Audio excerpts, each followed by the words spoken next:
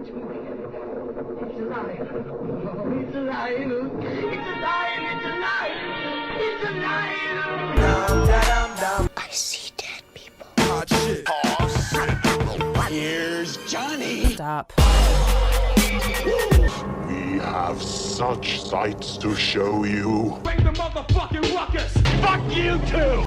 Baba booey, baba booey. Baba booey. Bingo bungo, right on the money.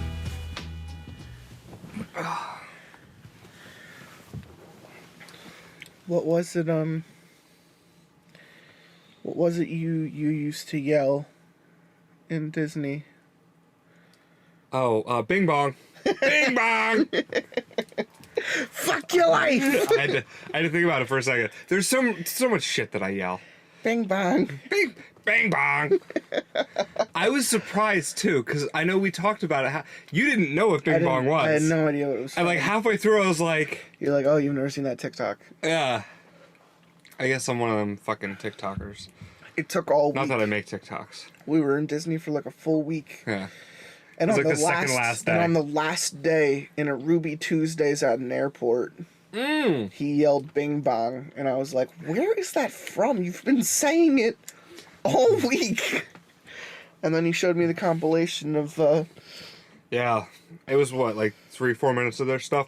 Because Yeah. usually they're like 30-second Little clips, 30-second but there were clips. a bunch of them. No, it was a compilation because I remember laughing at the guy he's always talking about fucking your bitch. Yeah. He's always like, if you see my car parked in your driveway, don't come inside, Yeah. because I'm coming inside. Bing bang. If you see these two dogs outside, Yeah. you know I'm upstairs going hard. That's the one. These dogs outside, I'm going hard. Wear your hard hats. But yeah, that was fun. We're planning on going to California Yeah, next year. yeah. Planning on doing some Nintendo World. We're flying for that, right? High out of my fucking mind. Yeah, oh, yeah. We have to. I don't Yeah, have enough PTO to drive. That's fair. I probably don't either.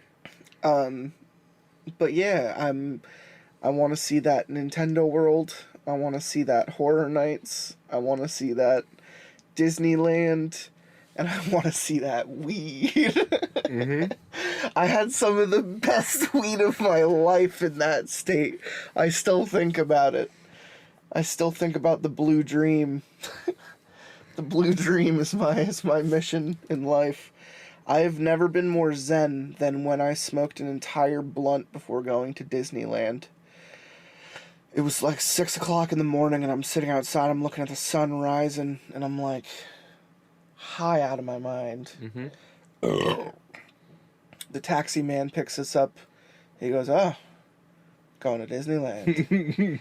And all of us are like, yeah. Yep. All of us are like, yeah. And he's like, you had a good time. You know, Preparing. preparing for Disneyland. And we were like, yeah. And he's just like, you guys are high, aren't you? And we were like, yeah. And he's like, I am too. he's driving us. We all laughed. We all lost it. He's like, yeah, how do you think I drive so well? How do you think I maintain this calm during this job? Yeah. And I'm like, yeah, everyone's medicated out here, my dude. So that's not something I can... I mean, I'm sure I would be fine, but like, I don't know that I would be able to like drive people around.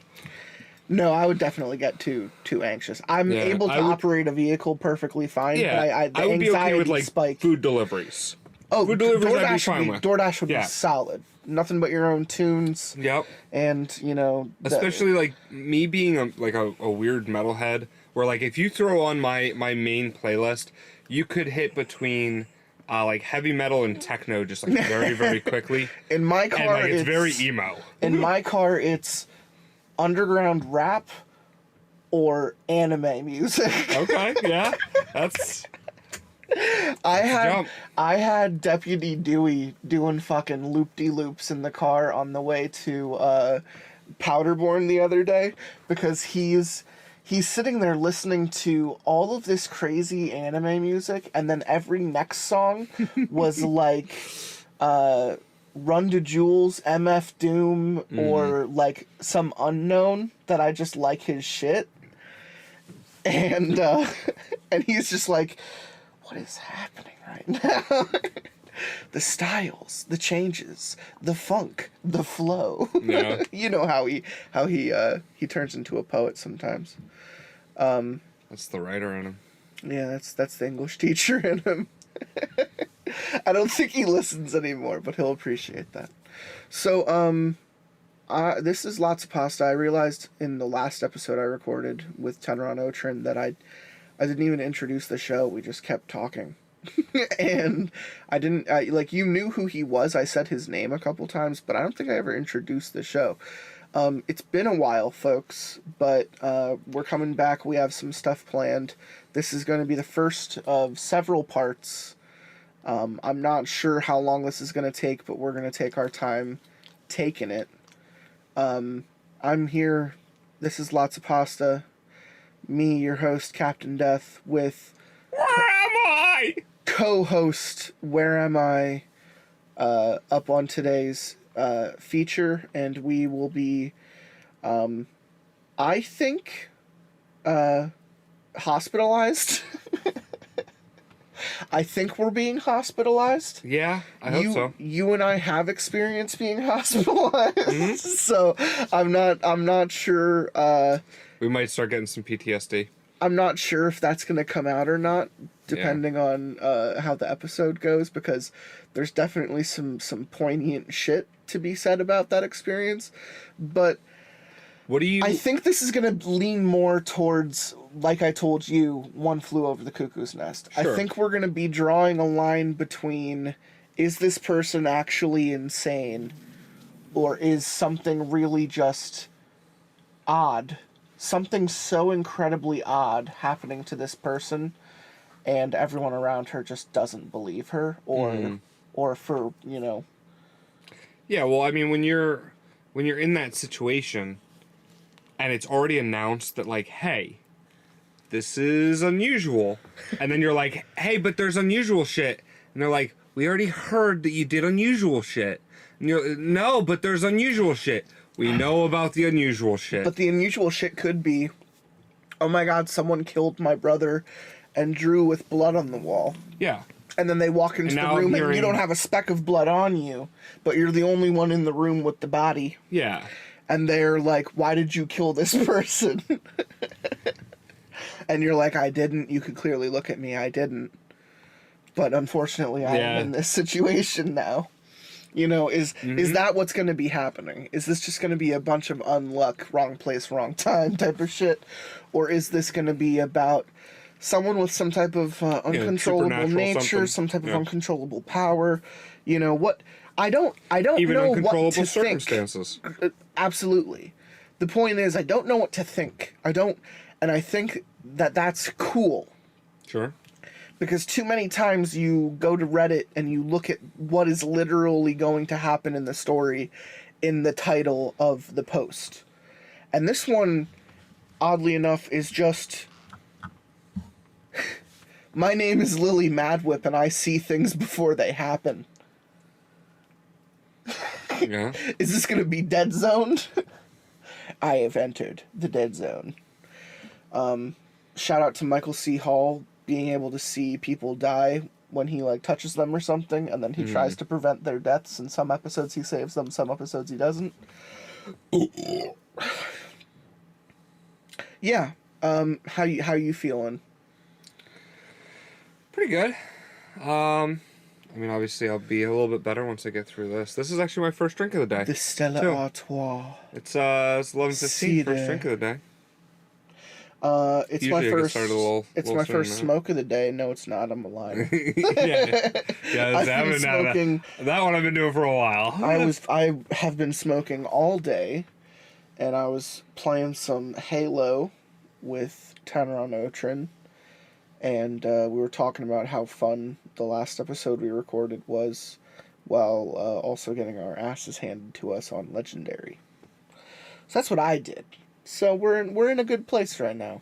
Mm-hmm. I'm not quite sure if precognition is my type of thing, because I definitely would just assume Lily is high as a kite. Yeah, absolutely. If she, Final Destination, right? Like, it's one of the only horror series that you actually watched as a kid. Yeah. If someone freaked out, like, let's say you're on a plane, and someone freaked out and said, this plane's gonna explode, and makes a giant scene and gets pulled off the plane, do you get off the plane? No. No, without hesitation. Absolutely not. I zoomed in on WhereAmI in my head as he said that, and I saw into his brain, and I want it to explode. Well, there's that. I want it to happen. Something else that happened today.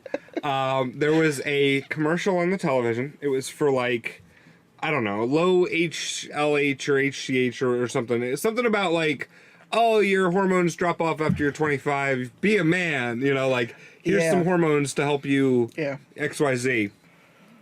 And I was like, this is fucking bullshit, and just immediately started talking about overpopulation and how, like, the life expectancy of humans needs to be shortened, not lengthened.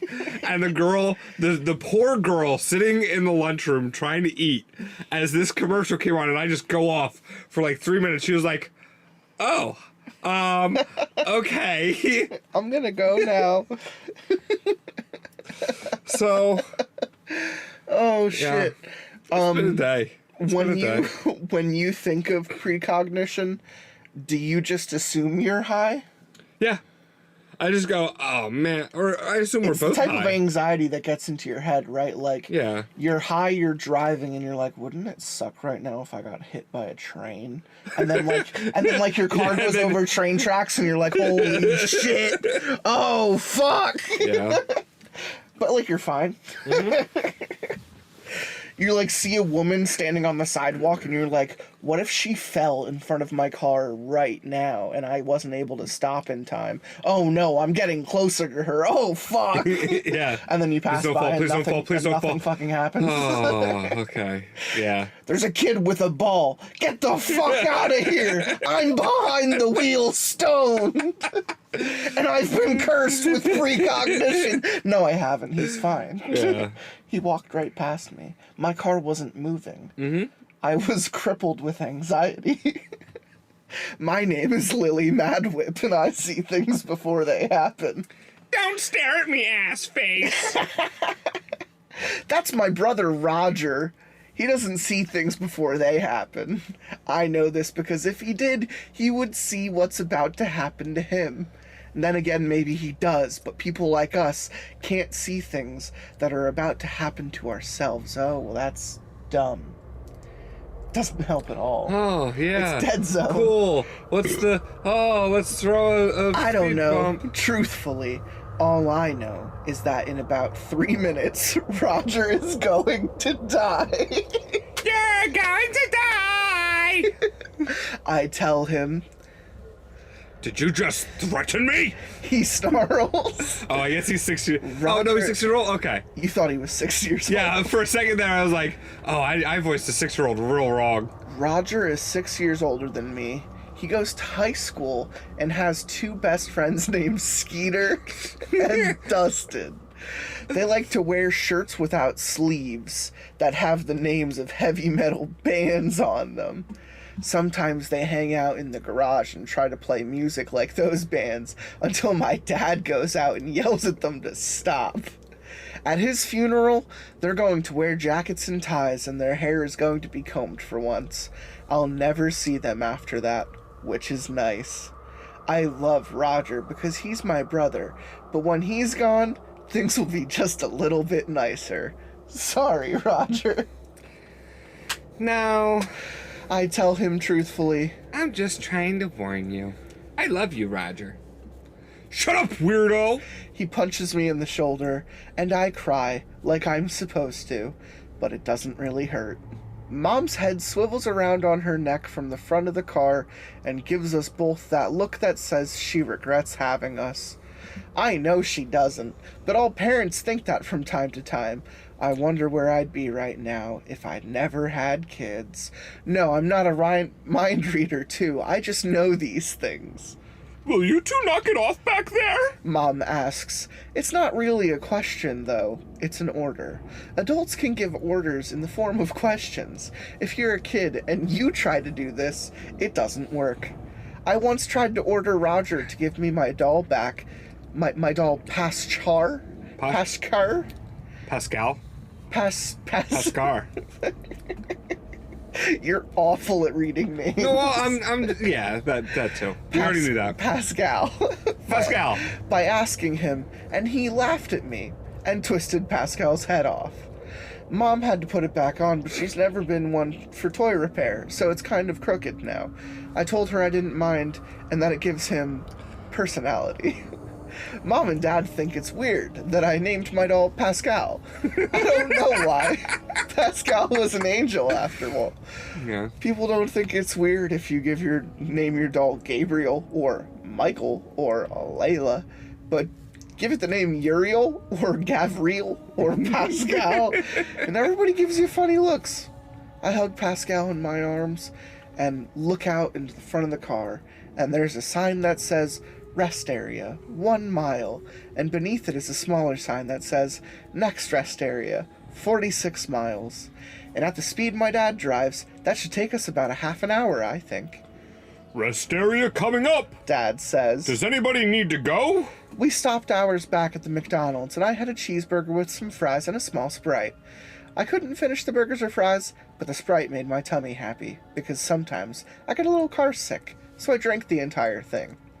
Now, I need to go. But this is where Roger dies, so I lie. I don't.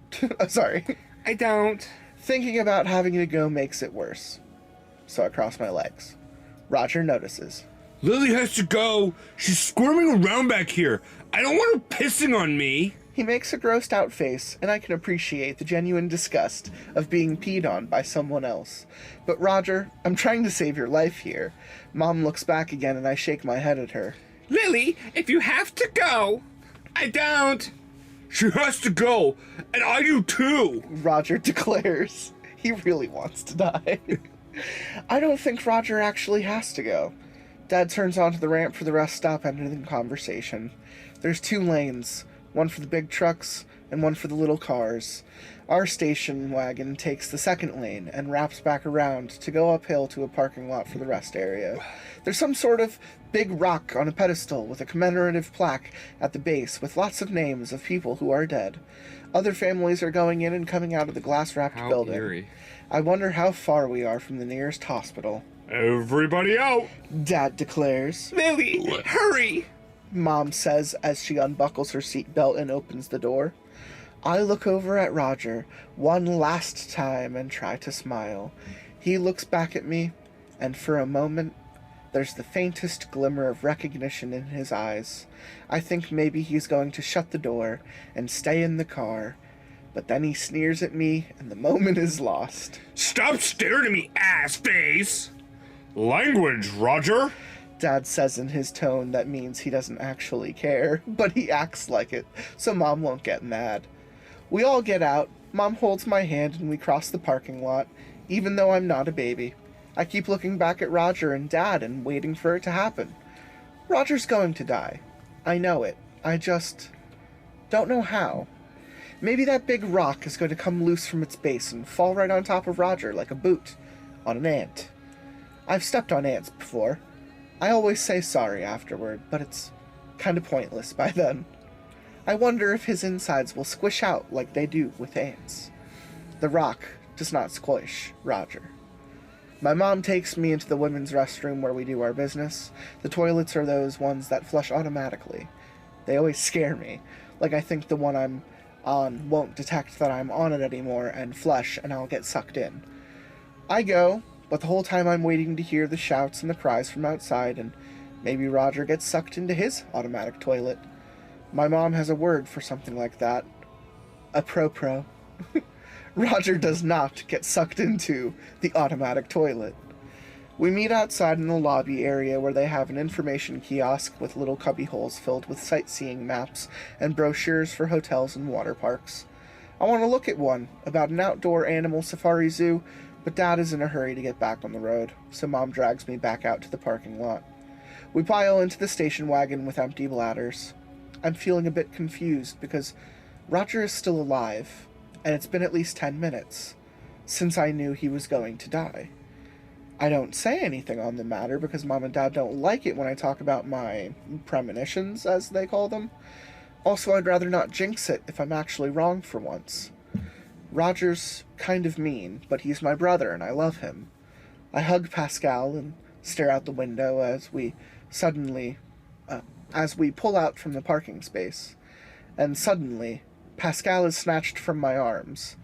I turn, startled, to see Roger holding the doll out his window, waving it in his hand. He grins at me. Hey, assface. Want to see if your dolly can fly? I realize this is the moment. I can't help but say something. This is when you die, I tell him solemnly. Roger's smirk is replaced by one of anger. He lets go of Pascal, who disappears beneath the wheels of our car. In my distress, I cry out, lurching against my seatbelt, as if I can whisk out the window and snatch Pascal up before he's lost forever. Mom turns and starts asking loudly what just happened. Dad turns to yell at us to stop it. Lily, stop screaming. Roger, what did you do? Roger, what did you do? My father is looking in the rearview mirror at what he considers his two biggest mistakes. My mother is passing her glare back and forth between me and Roger. Roger is looking at Mom and Dad and trying to put on an innocent expression as he lies and tell them that I started it. Only one of us is looking at the lane for the big trucks that we're currently merging with at Dad's typical high rate of speed, and that's me. What do I see out Roger's window but a giant truck with lots of big tires and a large trailer on back barreling down at us with a driver in the cab who looks as shocked and confused as I am. I'm not screaming for Pascal anymore. I'm screaming for Dad to brake or steer or anything, but he can't tell the difference between one type of screaming and the next. And anyway, it's too late. Do you know what a T-bone is? I always thought it was a type of steak. My Uncle George ordered a T-bone once at a restaurant, and he got this mammoth piece of meat with all the bone in it. That's why they call it a T-bone, because the bone is there, and it looks like the letter T. Apparently, T-bone is also a type of collision where one vehicle strikes another in the side, because the two vehicles make a T shape, just like the T-bone in the steak my uncle ordered. That's what the big truck does to us. It T-bones us right before the on-ramp to the interstate. The nearest hospital is 23 minutes away. I would never have guessed that number. They take Roger and my dad there in an ambulance. Dad has a dislocated shoulder and lots of cuts and bruises. Roger is airlifted to Boston Memorial. He gets to fly in a helicopter, although he isn't conscious for it, so he kind of misses out. He dies from internal injuries before he gets there. Mom and I are treated for a lot of little cuts from glass and stuff. The driver of the truck is fine, but shook up by the whole thing. I hope he doesn't blame himself for Roger's death. That was nobody's fault but Roger. One of the emergency medical people who treats us on the scene finds Pascal and gives him back to me. He always finds his way back to me. The EMT asks... That's almost the creepiest part. that the doll comes back. Yeah. The doll always comes back. The EMT asks me what my doll's name is and gives me a kind of funny look when I tell him. I don't tell him that he's about to get a call for an old lady who suffered a stroke in some place called Middlebury. That kind of trivial information is lost on most people. Kind of like how I know my mom and dad are going to cry and hug each other and worry about Roger until they find out that he's dead. After that, Dad will get more distant because he secretly blames me. It's not a secret, Dad, I know. And Mom will hug me a little tighter each night at bedtime. I see it, but they don't need to know I do. I hope Roger is in a better place, but Pascal tells me that he's not. Pascal is always right. Pascal is always right. That's fun. I think it's fun so far. What do you think?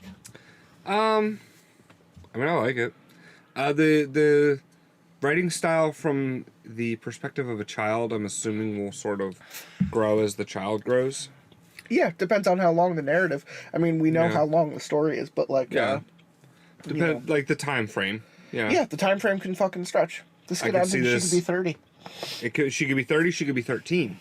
That's true. You know, this I could could just see be it. a year in the life of Yeah. type of thing. Anyway, I mean, I know for a fact that you can grow up very quickly over the span of a year, especially when my name is Lillian Madwhip and I don't need a therapist. I was just gonna say it. It's a apropos, maybe. Yeah. Apropos. I don't need a therapist. Do you think Roger is with God, Lily? That's my therapist. Her name is Miss Christie. She's about my mom's age, but uses less makeup. Probably because she doesn't have any kids of her own. Miss Christie wears a little chain around her neck with a cross on it. She also wears a jacket with too many buttons and not enough holes. I wonder what all those extra buttons are for. She always wears the same jacket. Does she only have the one, or does she have lots of jackets that all look the same? I'm never gonna know the answer to these urgent mysteries. Ever since Roger died, I have to sit in this room twice a week with shelves full of books about child psychology and drawings by other kids on the walls and talk to Miss Christie. I guess Mom and Dad thought I wasn't handling Roger's death appropriately? Well, Mom didn't anyway. Dad didn't really talk to either of us much anymore. Mom is out in the waiting area with Pascal. I'm not allowed to bring Pascal in with me when I talk to Miss Christie.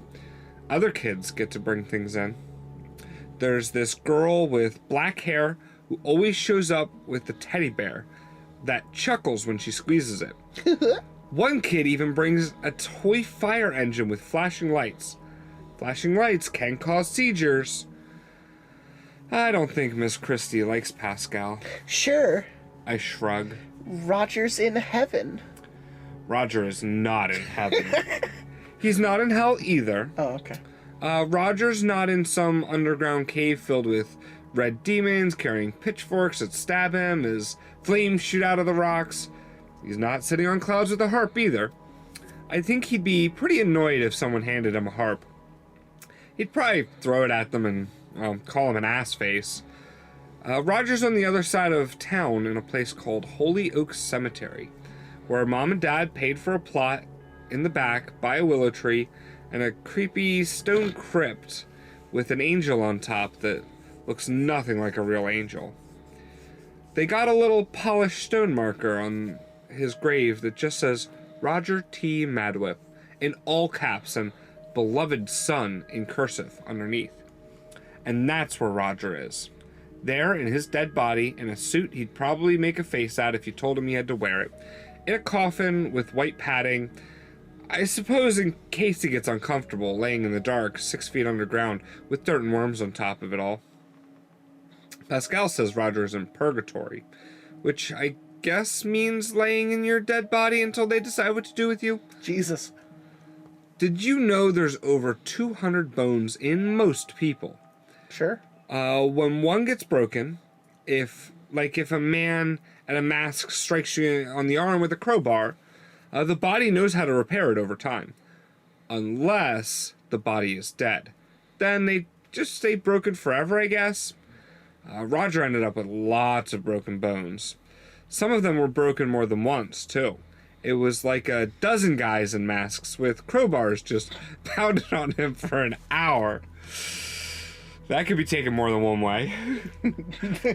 Now he's stuck in a coffin with that suit he hates and a whole bunch of broken bones that are never going to heal. I wonder, when they decide where he's going, if he's gonna pop out all floppy like a jellyfish. The idea of Roger like a squishy sack makes me laugh. Miss Christie jots this down. I go stand by the window overlooking the parking lot. It's cold and wet outside, and there's a slick spot on the sidewalk into the building, where Miss Christie worked that I can see from her office.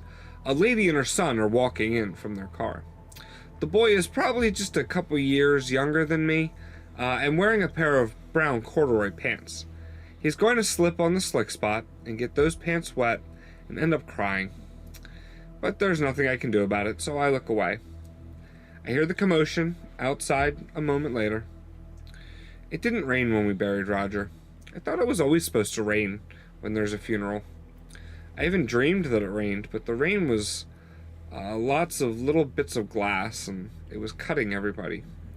Roger's friends, Skeeter and Dustin, were there in their suits, and their hair combed, and they were crying because the glass was cutting them. Everybody was covered in blood. I'm imagining Skeeter as P-Funk. He's Strawberry Shortcake. Yeah, yeah. I think I imagine Skeeter as Skeeter from Doug. Boobity bop bop. Yeah. I mean, there's certainly that analogy. And it's just like everyone around him is real and he's just a cartoon. Yeah. Just pulled out of that cartoon, like sitting there at the funeral in his red shirt with a lightning bolt on it. It's like the new Chip and Dale movie. Yeah. Where one's 2D and one's 3D, and it's just like CGI movement. Yeah. Mom said it rained every time there was a funeral. It would never stop raining. Sounds like there are a lot of funerals going on. Do you miss him? Miss Christie asks. Yeah. Roger hid my foil Charizard before he died, and now I don't know where it is. What a fucking asshole. Uncle George gave it to me for my birthday when I turned 5 because he was getting rid of my cousin Susie's old collection.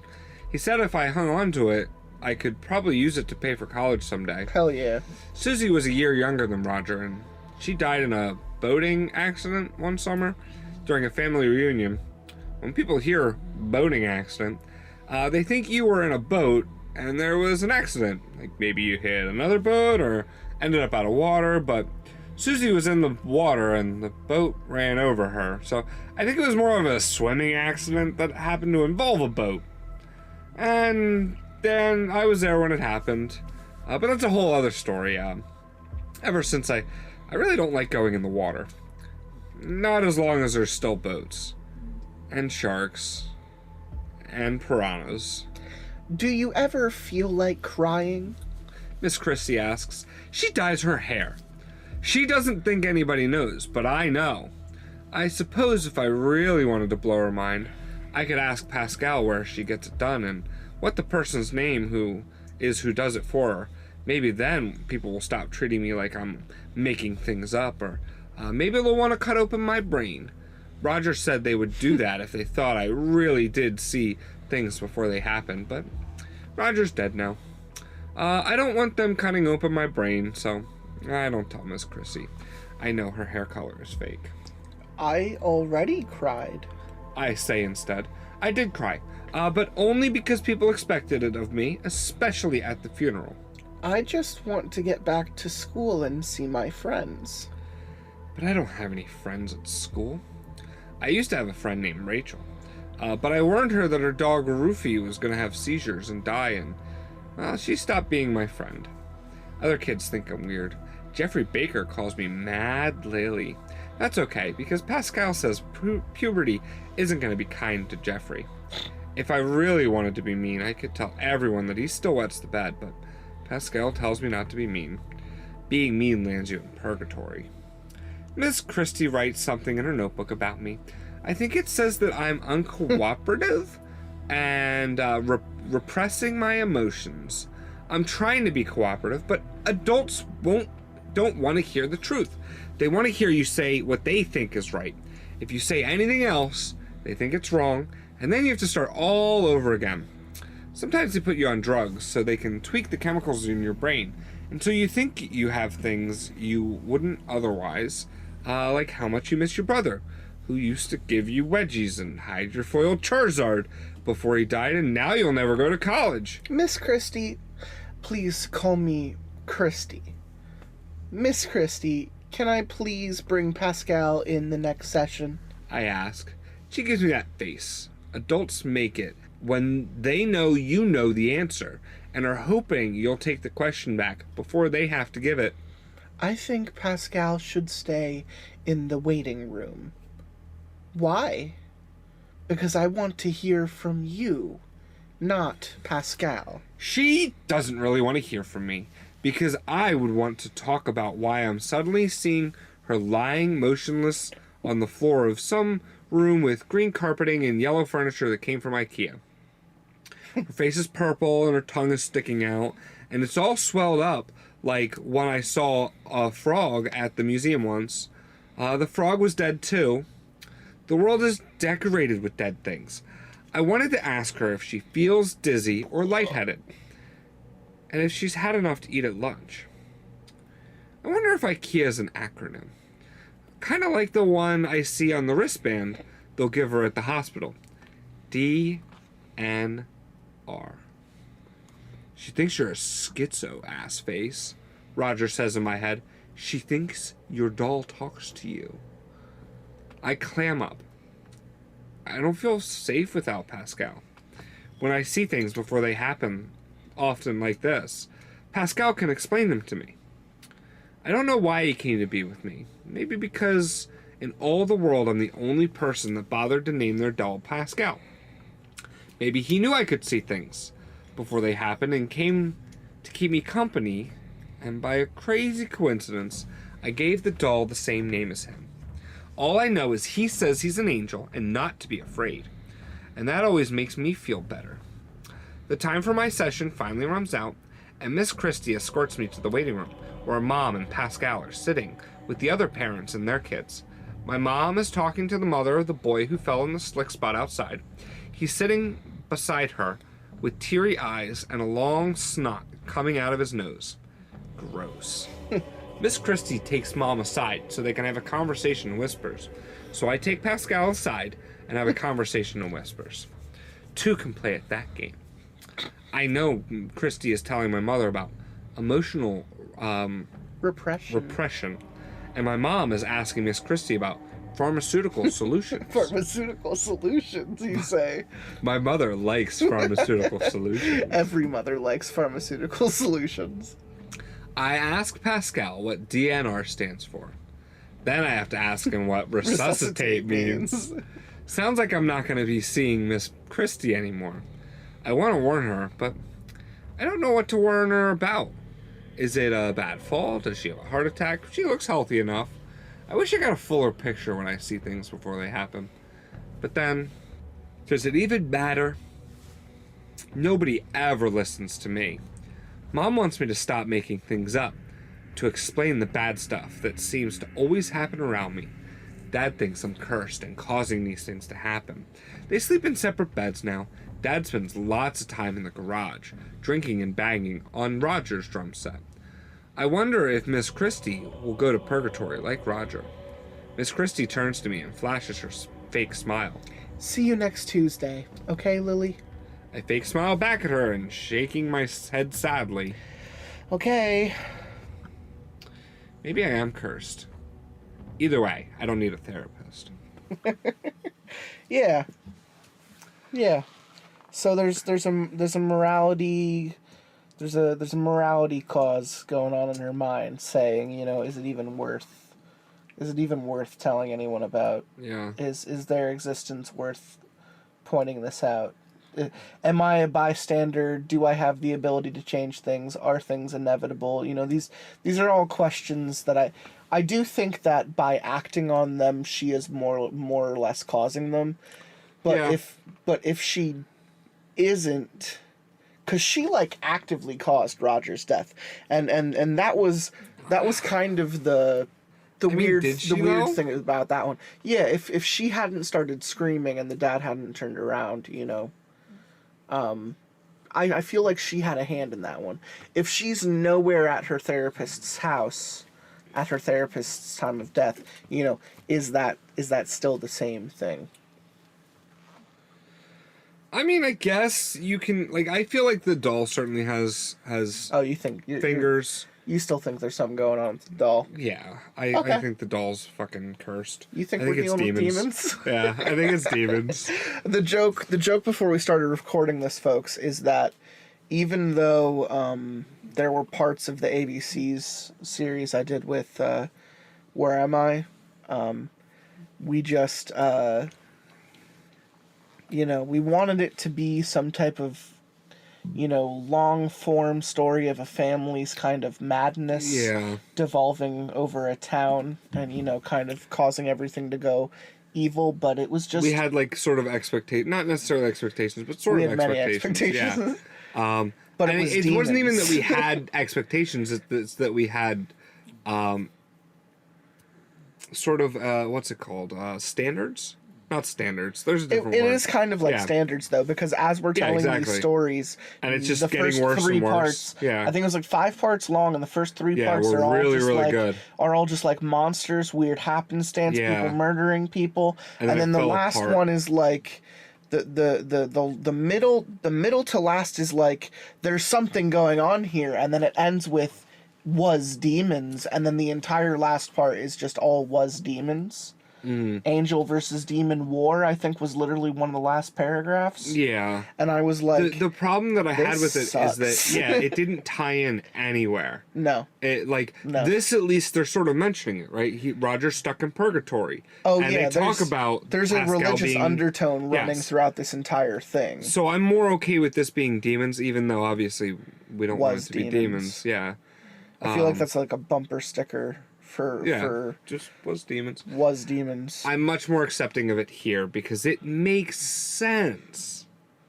You know what I mean? Yeah, if it binds to the plot and becomes a thing, I'm okay with it. I read a series with Frowns, like right after reading that with you. So we read that, and then we read Curiosity Kills the Cat, which was a guy just telling short stories of weird things happening all over the country.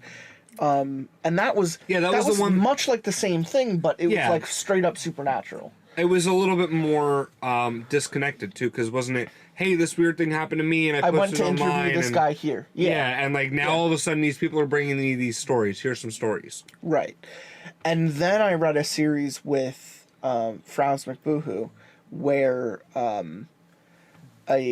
the story was about, so you and I had read Alzheimer's, which ended up being demons, and then I ended up reading a story literally about Satan with Frowns. And that one was so much was demons that it like fried my fucking soul. Yeah. And like the story was cheeky and fun, but it was also like 3 episodes long, and I was just like, this could have been summed up in a half hour. And I don't know. That wasn't in this last season, but it's left a like was demons like hashtag in my soul. Sure. And like I feel it now. I mean, I wouldn't be able to tell you what the last was demons story I read. Maybe that solo 3-parter I did could be chalked up to was demons. But man, I was hoping for like a cult. I was hoping for like a Rosemary's Baby type of thing. Well, and it still just might be schizophrenia. It's skill. Yeah.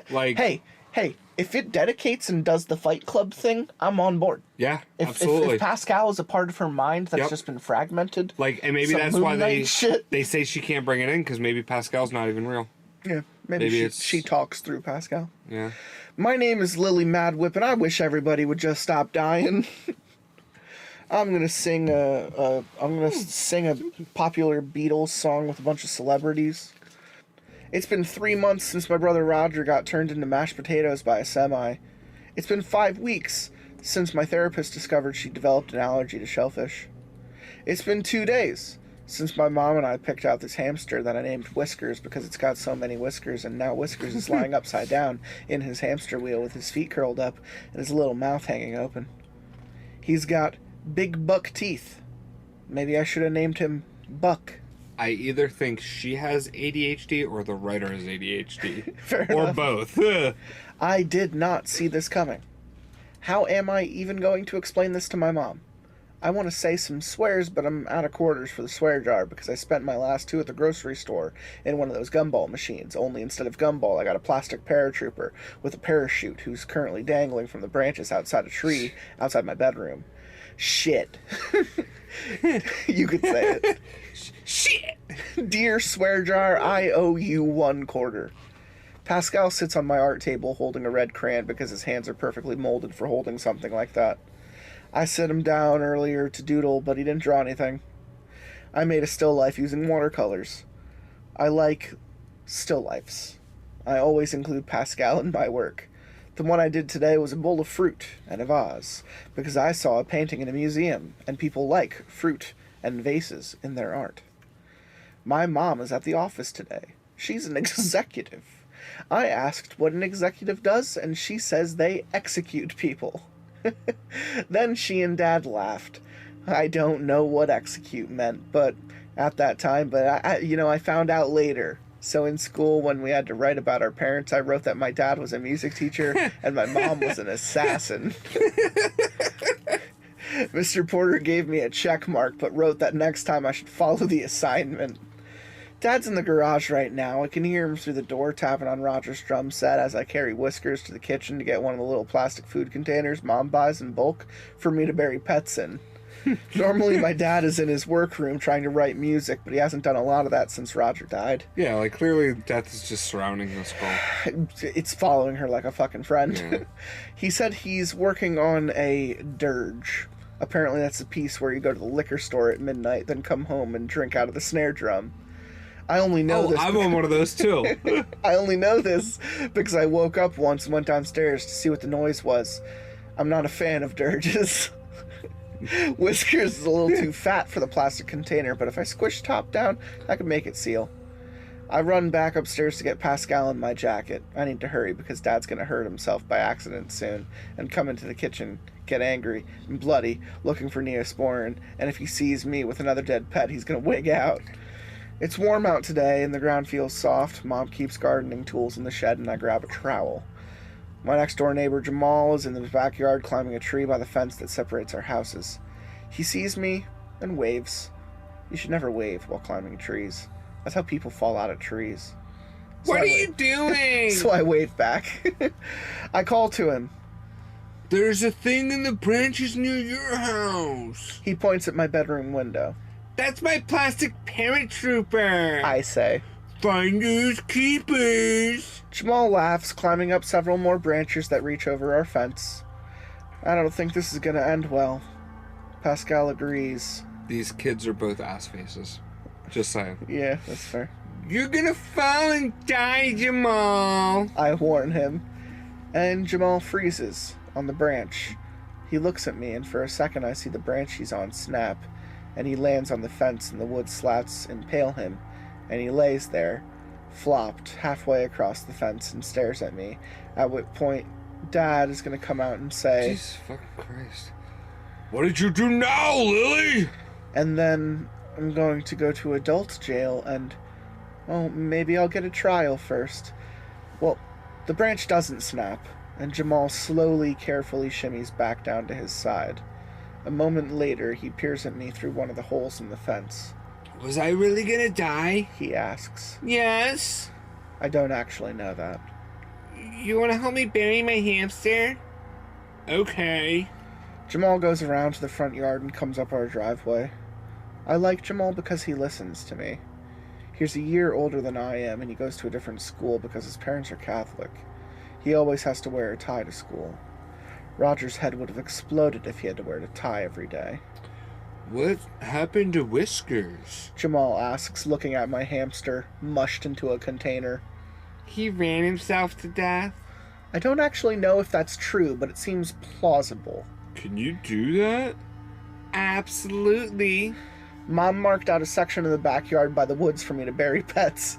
It's behind her garden where she apparently grows dandelions and those weeds with pointy leaves. If you go into the woods, it eventually comes out at a highway. Roger used to go into the woods with his air rifle and shoot soda cans with his friends Skeeter and Dustin. They tried to take Pascal once and were going to use him for target practice, but I grabbed him back and hid under the porch until they gave up. There's a lot of spiders under the porch. I don't like going under the porch anymore. Jamal holds Pascal and Whiskers' plastic coffin while I start digging a hole between Raphael, my Ninja Turtle, and the goldfish I never named. Raphael got stuck on his back with his head underwater and drowned. I didn't even think turtles could drown. The goldfish I never named got some sort of disease called ick and fell apart, and then the parts got sucked up into the filter, so all that we buried was its head. Every pet has a story, but it would take too long to tell them all. I'm tired of digging, so Jamal takes over. He's much better at digging than me, but that's because he helps his dad shovel snow in the winter. My dad uses a snowblower. He always offers to use it for Jamal's family driveway, but Jamal's dad always says that shoveling is good for him. It definitely pays off when you've got a hamster to bury. Once the hole is dug, not too deep, we put Whisker's coffin in and Jamal offers to say a prayer. That's okay. He was just a hamster. I tell Jamal. Animals have souls too. Jamal says. So do plants. I wonder if Whisker's soul is still in his body. Is he in purgatory like Roger?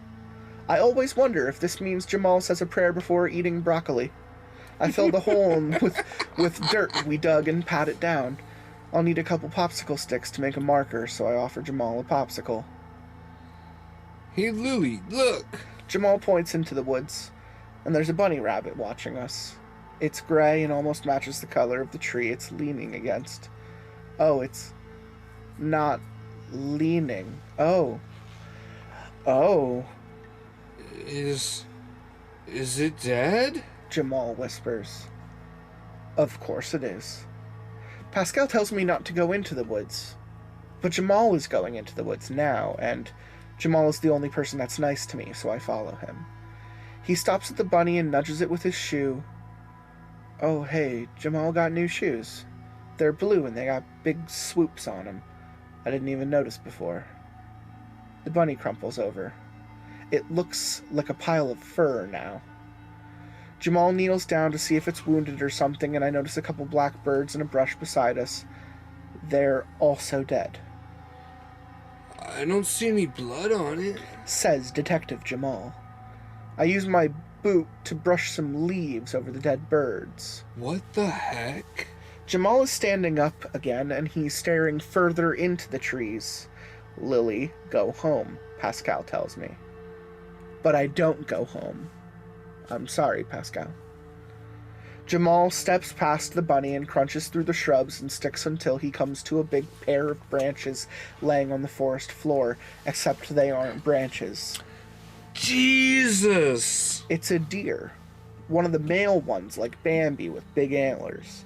Its eyes are gone, and you can see into its head, but it's dark in there, so you really can't see anything. But its eyes are just a pair of holes now. Its fur looks like it got run through a washing machine. It's all matted and slick. The whole thing is just laying there in the bushes with its head on sideways and its antlers sticking up, waiting for someone to trip and fall on him. What the heck is going on? Jamal's eyes are bugged out and he's visibly shaking. I wonder if it's possible for someone's eyes to literally pop out and then hang down their face like they do in the cartoons. Later I might draw a still life and put Jamal in the background with his eyes popped out just to see what it would look like. I look around us. The ground is littered with dead birds. I'm standing on one, but I thought it was just squishy ground. I feel bad using the word litter because that sounds like the birds are trash and they're not. Except for chickens. I don't like chickens. Even if I was Catholic, I wouldn't say a prayer before eating chicken. Broccoli, maybe, but that seems weird. There's other animals, too. Small ones, mostly. The deer is the largest one we found, but we also found a couple raccoons and someone's cat with orange stripes. I think it belonged to the Millers down the street. And there was a bunch of squirrels. Like a lot of squirrels. Like, at first I thought maybe we could bury the animals, but then when I started counting the squirrels, I was like, no. There were little moles, too, or voles. I don't know the difference. But I know there's moles and then there's voles, and they're somehow related, like me and Rajan to our cousin Susie, who got run over by a boat. I'm getting out of here, Jamal says with his eyes still bugging out, and he runs back to his backyard and down the driveway and into the house, yelling, "Mom! Mom!" the whole way. I take a moment to count the animals until I get to the squirrels, and then I just give up and go back home. I guess we're not doing popsicles. Jamal's mom comes over later and talks to my dad. I like Jamal's mom. She always smells like coconuts. It's her shampoo. I don't tell her that Jamal's going to have nightmares tonight and wake her up screaming, because telling her is not going to change it. She might think it's rude of me to say. Pascal suggests I go to my room and draw that still life I was thinking about while the adults talk, so I do. I see my dad go into the woods with Jamal's mom from my bedroom window, and they come out, and she's actually pretty calm, but my dad is hysterical. I don't mean that he's funny, I mean that he's wigging out. Dear Swear Jar, I owe you 2 quarters. When Dad comes inside, he calls Mom at work and he's using his outside voice. I hear him say angry things about me and my curse. And Pascal tells me not to worry and that it's not me. But Pascal is always right. Isn't he? Bum, bum, bum. Isn't he? What do you think? Is he? Yeah, I think Pascal is definitely Pascal an is angel. saying it's not you. Pascal is definitely Pascal's an angel. right. And I Yeah. think Pascal's trying to protect her because he knows there's something, was demons is floating around her. Or Pascal's the one doing all the killings. But then she's just a scapegoat and he's manipulating her. Yeah. Well, and, Yeah. it could happen. That's why I think Pascal is saying, don't worry, it's not you. Like, you're not the one killing all these people. I took that as in he's saying, like, don't take the heat for this. There's like a religious cult, hanging outside, killing all these bodies for you because it helps the death that's following you. I don't know, but I like the story. Same. My name is Lillian Madwhip, and I think my dad is trying to kill me. He put Brussels sprouts on my plate. I know for a fact that Brussels sprouts are poison. Pascal says they're not, but they sure taste like it, I think. I never ate real poison, obviously.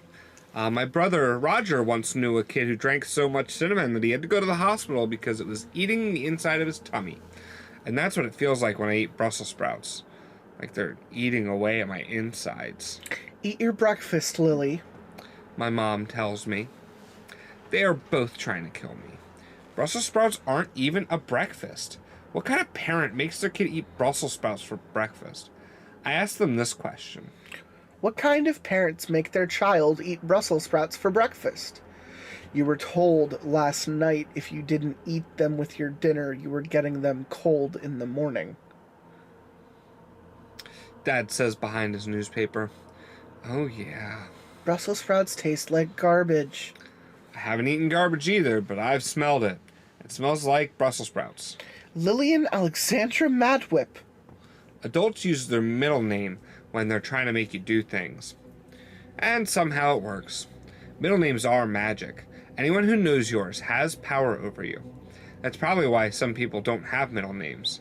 The most important people don't even have last names, like Madonna and Jesus and Garfield. Whenever they catch a killer, they tell everyone the person's middle name, so if they escape, anyone who sees them knows how to protect themselves.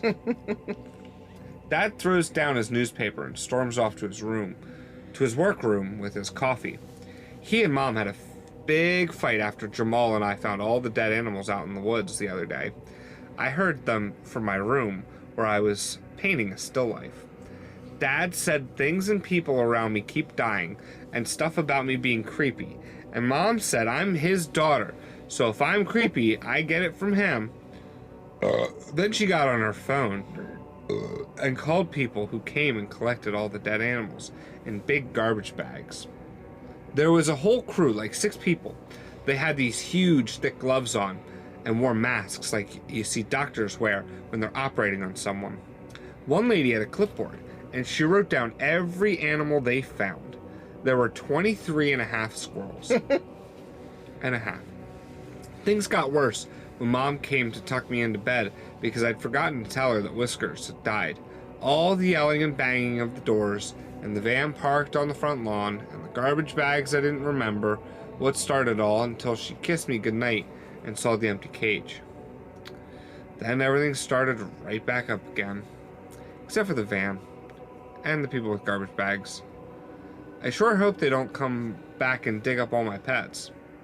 I take the bus to school. Our bus driver's name is Ed. He's been driving buses for 30 years. 34 years to be exact. But not the same bus, because buses grow old too. He says his son was in the army, and now he works as a layabout. I think that means he's in the circus. I bet he's got a job as the guy who shoots trapeze people out of a cannon, because he was in the army. That's how that works.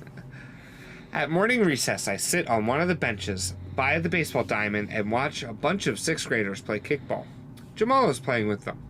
His school is down the street, and he and a couple other Catholic kids hang out and play with us most mornings because their school starts 15 minutes later. He looks happy for someone who still has nightmares about dead deer and birds banging and screaming in his bedroom window. He's going to kick the ball straight at Tyler O'Neill and hit Tyler right in the crotch. I'm amused because I get to see it happen twice. Pascal is in my backpack. He tells me I shouldn't laugh at other people's pain. But when Tyler gets hit in the crotch, Pascal agrees that it is a little funny. There's a new girl in our class. Her name is Meredith. Miss CD, that's our teacher, has her stand up in front of the class and introduce her. CD stands for Carter Dog Bill. She's got 2 last names. That probably makes it harder for other people to have power over her. Unless she's got no middle name. Miss CD used to just be Miss Carter. Then she got married to somebody with the last name Dog Bill. And she just nailed his name at the end of hers. Meredith just moved to town. She's real shy because she's got this marks on half of her face. She covers them with her hair, but it's easy to see. Jeffrey Baker asks her what happened to her face and gets in trouble. Trouble in our class is these demerit slips you get for doing nothing wrong, or for doing something wrong. 3 demerit slips in a week and you get to talk to the principal, Mr. Longbow. He yells a lot, and his face is always red from yelling. Meredith's face is red too. Pascal says she got burned. I wonder if she's a pyromaniac. That's somebody who's crazy about fire. I mean, literally crazy.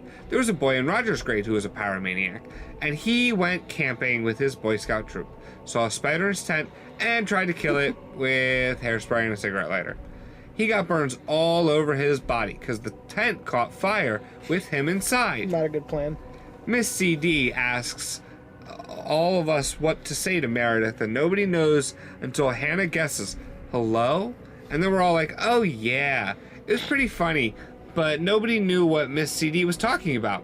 I was going to guess, sorry you got burned? But I'm not supposed to know that, I think. Miss CD makes Meredith sit next to me in the back of the room. Pascal tells me to be very nice because new kids are scared. I was going to be nice anyway. I make sure to blink a lot because I don't want her to think I'm staring at her burns. They make her face look kind of waxy, like a candle. Hi, I'm Lily. I tell her.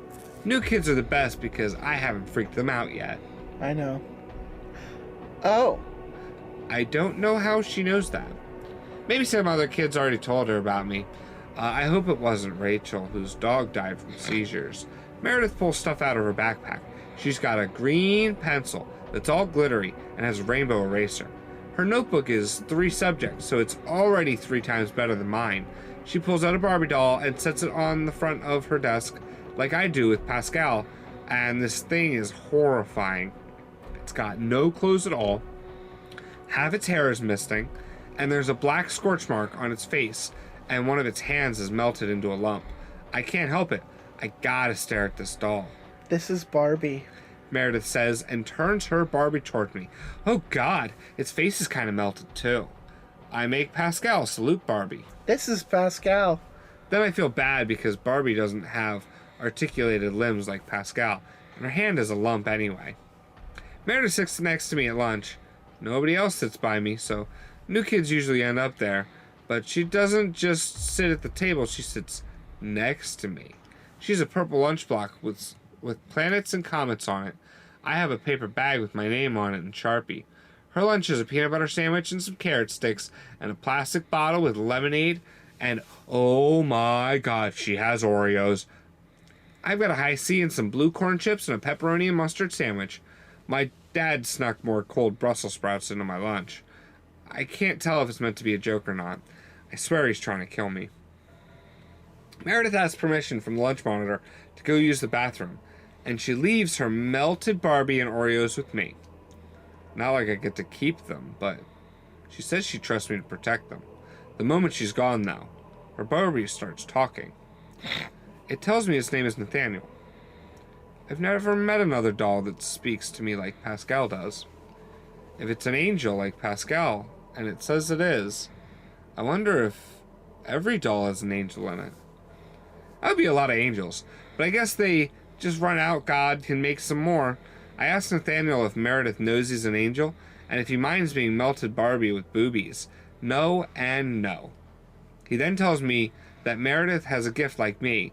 I ask him if she sees things, like, before they happen. He says that she doesn't. He says her gift is that she burns things. Like a pyromaniac? Kind of. Has she ever burned a spider in a tent? No. She burned her parents, though. Burned them right up. They're not even buried, like Roger is. They're ashes, and they got scattered in a park. He says Meredith lives with a foster family now, and they don't know that she burns things. They try to be nice to her, and she's always sad because she knows she burns up folks and she misses them. It's okay for her to be sad, Nathaniel says. If she gets angry, I need to get away. That's when she starts burning things. Meredith comes back and Nathaniel goes quiet. She looks happy because I guarded her Oreos and melted Barbie. But now I'm scared because what if someone hits her with the dodgeball in gym class and she sets us all on fire? The boys want to play dodgeball all the time because it's the only time they can hit us girls and not get in trouble. The bell rings for an afternoon recess, and Meredith lets me have one of her Oreos because all I got left are Brussels sprouts. Do you want to play on the swings? She asks. Okay. I'm sweating the whole time we're swinging. Out of fear, not because Meredith is hot. I don't know how she burns things. Nathaniel didn't tell me. I think she uses her mind, but maybe she has laser eyes, like Superman and Cyclops. Those are comic book characters, though. They're not real. Lisa Welch and her crew of jerk girls start coming over. She always looks smug. Probably because she is smug. Her dad is a dentist, so her teeth are always perfect. And she likes to show them off by smiling at everyone. Even people she hates, like me. I'm probably going to need braces. I know Lisa and her friends are going to make fun of Meredith because making fun of people who look different is their favorite thing to do after chasing the boys around the diamond when they're trying to play kickball and telling each other stories about stupid stuff their parents bought them, like Breyer horses and jewelry with their names on it, in case they forget their stupid names. Stupid Lisa Welch and her crew of jerk girls. Hi, Lily. Lisa says. She makes it sound like she's singing when she says it. Hi, Lily. I guess that's how smug people do things. Who's your new friend? I hop off the swings and stare at Lisa because I'm good at staring. If you don't go away, you're going to trip and break your front tooth on a rock. I'm lying. But Lisa Welch and her crew of jerk girls don't know I'm lying. They just know I tell people things before they happen. She covers her precious mouth and starts to run away. But then she trips and falls on her face, and next thing you know, she's crying and clutching her face and bleeding from the mouth, and they're all yelling to one of the recess monitors that I put a curse on her. I'm just shocked. Lillian Madwhip put a curse on Lisa. They're all crying. Lisa's wailing like a banshee. That's an Irish ghost that screams all the time. I saw it in an episode of Scooby-Doo. Principal Longbow comes out of nowhere, steaming because he's always red in the face like his brain is boiling or something. I think he has the ability to teleport because he's never there, and then the moment somebody breaks a rule, he's suddenly right there. He starts yelling at me. Lily, did you push Lisa? Come with me, young lady. Meredith hops off her swing. Lily didn't touch her. Excuse me. Professor Principal Longbow isn't used to kids actually saying things to him besides crying or wetting their pants in pure terror. Lily just told her to go away and she fell on her own. By then, the crew of jerk girls have hurried off with Lisa Welch and the recess monitor, so none of them to refute this. Not that they could, I mean, that is really all I did. And I'm still kind of in shock though, because I never thought that it happened before. I didn't see Lisa fall and break her stupid tooth. I told her it was going to happen, and then it happened, even though I didn't actually think it would. What if I told Mr. Longbow to cluck like a chicken, and he started clucking like a chicken? That makes me giggle. Mr. Longbow notices. He didn't see my thoughts though, so it's not funny to him. I end up going to the office anyway. He likes paintings of eagles. They're all over his office. I wonder if it's because he's bald, like the eagle. Maybe he wishes he was a bald eagle. I have to tell him again that I didn't touch Lisa Welchbach, and I told her to just go away, and she tripped and fell and broke her tooth on her own. I leave out the part where I told her that she'd trip and break her tooth before it happened. Mr. Longbow lets me go, but tells me to stay away from Lisa Welch. I had no intention of hanging out with her anyway. She and her crew of jerk girls all played with their expensive Briar dolls and make fun of Pascal because I got him from a thrift shop. And he's an action figure. So what? I bet none of their dolls know how anything. When I get back to class, Meredith waves and smiles at me. Nathaniel, her melted Barbie angel, is sitting on her desk. I wave and smile back, but I'm still scared because if I'm going to be friends with Meredith, it feels like being friends with a shark. Maybe the shark likes you, but then maybe the shark is hungry and doesn't care. I hope she doesn't burn me. I spend the rest of the school quiet because I'm a little worried about saying things and making them happen. After school, I take the bus home. Pascal tells me that I need to be careful around Meredith. Yeah, I think I know that. He tells me there are things I don't know. I know that too. He tells me things are about to get much worse and that he's sorry. I don't know what he means. I get home and Dad is in the backyard. He's dug up most of my pets. He's filling garbage bags with their remains. He says it's unsanitary to have so many dead things buried in the backyard, and they probably poisoned the grass, which killed the deer and the rabbit and the 23.5 squirrels and the voles and the moles. But I point out that squirrels eat nuts, not grass, and there were raccoons too, and besides, what about that half squirrel? What about that half squirrel, Dad? You're going to put my pets back. I tell him. He doesn't. I don't know why it worked on Lisa Welch and not my dad. Instead, he tells me to go do my homework, and we're having pork chops and asparagus for dinner. Asparagus? I'm telling you, he's trying to kill me. Not sure what to think. Meredith is basically Firestarter, but Yeah. not sure what to think about Nathaniel. Seems like some was demons to me. Definitely some was demons. Seems like some was demons. I don't know. Clearly Pascal is real. It's physical. I don't know it's there. I don't know if he's. I don't think it's clear at all. Really? Yeah, this could all be her imagination. Yeah, but I feel like the other girls making fun of the doll. You know, like... No. Pascal's an action figure. Yeah. The voices might be inside of her head, yes. That's what I'm saying. But I originally had a sort of inkling... That he was imaginary? If the whole thing was imaginary. No. She said he was physical, and I think even the first part, because how would Roger have dropped him out the window? But how would it have gotten back? Like, you know, like... They found out the accident. Yeah. I can see it being like the big brother knows that she imagines this thing and just kind of, I got your thing! I feel like it was literally implied, though. I see what you're saying. It certainly was. But I think, like, you know, now that we have Pascal to compare action figure to Barbie doll Nathaniel, there's going to be a development there. Yeah. And who's to say if more dolls just don't start showing up trying to warn her about things? That would be interesting. I think it's... Why would she be able to see death and see angels? But she said not all the things she sees come true. Yeah, and not all the things So it's not always death. It's just... Because sometimes she can interject with it, right? Like telling the kid, hey, don't climb on the branch. Lisa's an interesting case, though, because she said she didn't see that, and she was lying. She just made it up, yeah. Maybe she willed it. Yeah. A little bit of column A, a little bit of column B. In a time of need, she Merediths, you know? Mm-hmm. In a time of anger. Still very interesting. We now have more powers, too. With Firestarter, Meredith. It may have also been Meredith doing that, and Lily put the notion in Meredith's head while saying it out loud. Meredith going, okay.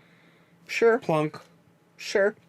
You know, obviously we know about the fire starting, but... I think that one's going to pay off at some point. I feel like it's some type of Chekhov's gun, where now that we know there's a little girl with a fire ability, it's going to go off at some point. Yeah. Oh, yeah. But yeah, interesting. We shall continue. Oh, well, there you go. My name is Lillian Madwhip, and I saw the Angel of Death. That sounds like Was Demons. Was Demons. Did you take a bath last night, Lily? That is not the Angel of Death. That is my mother. Maybe sometimes she acts like the Angel of Death, though. More often she acts like Anubis. He's a god from Egyptian mythology. I read a big book on Egyptian mythology last year during library. It was huge and had full-color illustrations. I love full-color illustrations. Maybe I'll be an illustrator when I grow up.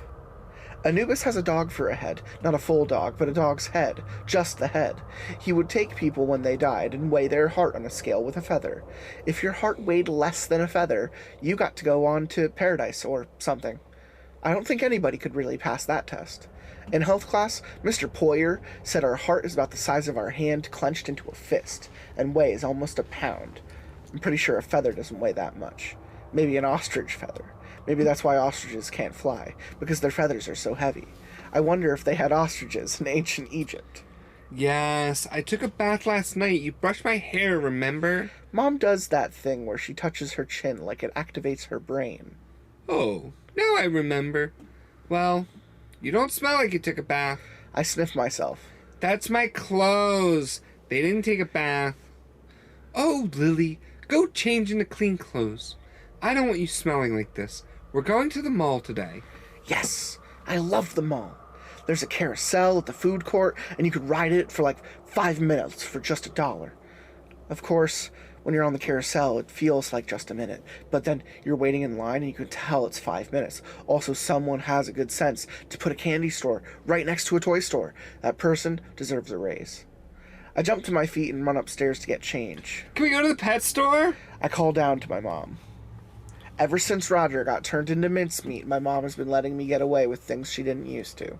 I know if I beg enough, she'll probably get me a new hamster, or maybe a turtle. I still have 2 Ninja Turtles names left to use. No snakes, though. She says if I ever bring home a snake, she's kicking me out to go live with it outside. Mom sighs. Just to look. You're not getting a new pet. Your last one barely lasted a week. That wasn't my fault. It never is. I hear her say to herself, but I wonder if she believes it. Sometimes I wonder if I believe it. I come back down in clean clothes. Pascal is tucked under my arm, dapper as always. My dad is putting on his shoes and coat and notices me. Leave the doll, Lily. I hug Pascal. What? No. I'm not leaving Pascal. He's my angel. That would be like Wren without Stimpy, or Gilligan without Skipper. Mom pets my head and starts doing that thing where she slowly tries to pull Pascal out of my hand like a crocodile hunter, trying not to get bit by a crocodile. I only bit her once, but I was 6 and she's never forgotten. I thought that was the point of biting people, so they don't forget. Anyway, I'm not going to bite her now. I was thinking it would just be the 2 of us today. Just some mother-daughter time. How does that sound? What about Dad? Dad stands up. I've got a lot of things to do around the house, starting with reseeding the backyard. I can't believe he dug up my entire pet cemetery. He let me keep the shells left over from Raphael and Donatello, my Ninja Turtles, but only after he ran them through the dishwasher. I put them on my dresser in their honor, along with a stick I broke to look like a bow staff for Donatello. I couldn't find sticks that looked like Raphael's size. Size are like little pitchforks, so they can share the bow staff. I don't want to leave Pascal, but Mom and Dad are against taking him. They got that look parents get when one is ready to tag the other in if I start to throw a fuss. Okay. I mutter. But let me talk to him first. I know they're both looking at each other like I'm crazy, but I don't care. Pascal tells me it's okay. I set him on my spot on the dining table facing the door so he'll know the second I'm home. Of course, he always knows that anyway. That's what Pascal does. He knows everything. Mom says the mall is 20 minutes away. Without Pascal to talk to, it feels like an hour. I try talking to my hand, but I see Mom giving me looks in the mirror, and I don't want to add to her thinking that I'm crazy. Instead, I look out the window. There's a guy walking a dog. I want a dog. But then I see that the dog is going to poop, and the guy's going to have to pick it up with his hand inside of a bag, and I decide maybe I don't want a dog. Cats are cleaner. Dad's allergic to cats, though. They lick themselves, and then their saliva dries up, and it turns into dandruff, and you get to pet them, and their dandruff gets petted off, and people inhale it. In my dad's case, it makes his nose clog up, and he sneezes constantly. My Aunt Hazel has 12 cats. Dad doesn't come with us when we visit her. She lives in Oklahoma anyway, and that's a long way off. When we get to the mall, it's packed. Mom circles the parking spaces near the Macy's several times trying to find a space. I don't know why she doesn't just park in one of the 1,000 empty spaces further out. There are other people doing the same thing as us. Some sort of game grown-ups like to play, like musical chairs, only with parking spots. I heard you made a new friend at school. Mom says as we finally walk to the store. Maybe. I don't want to talk to her about Meredith, because I might mention her burning people, or her melted Barbie Nathaniel. Sometimes when I talk about things, I just say stuff without thinking about it, and then I find out I shouldn't have said it. Maybe if I hadn't told Roger he was going to die, he wouldn't have died. I got a call from your principal that said you were in his office because of an altercation. I don't know what that is. It sounds like some sort of vacation where you turn into an animal. Did you get into a fight with Lisa Welch? No, I told her to go away, and she ran off and fell on her face, and then her friend said I did it. I don't mention that I told her that she was going to break her teeth and then she broke her teeth. I especially don't mention that I had made it up, but it happened anyway. So you didn't touch her? I shake my head. Is that why we're at the mall? Are you gonna abandon me here? My mom laughs. I don't think it's funny, though. Some parents do that to their kids. They take them somewhere far off and just drop them off and go home. I saw a cartoon once where someone did that to their dog. They pretended they were going on a picnic and threw the dog a stick to fetch, and while the dog was fetching the stick, they piled all the stuff back up into the car and drove away. I wanted to find some new clothes for you, that's all. You're growing out of the ones you have. That's not true. I don't think I'm growing at all. We have a chart on the inside of the kitchen doorway where Mom and Dad used to have Roger and me stand up straight, and then they would make a mark with pencil and then write our name and our age to show our height. I don't think mine has moved an inch in over a year. Roger's last measurement was back in August. Sometimes Dad stands there and stares at it and gets real sad and then goes and works on a dirge.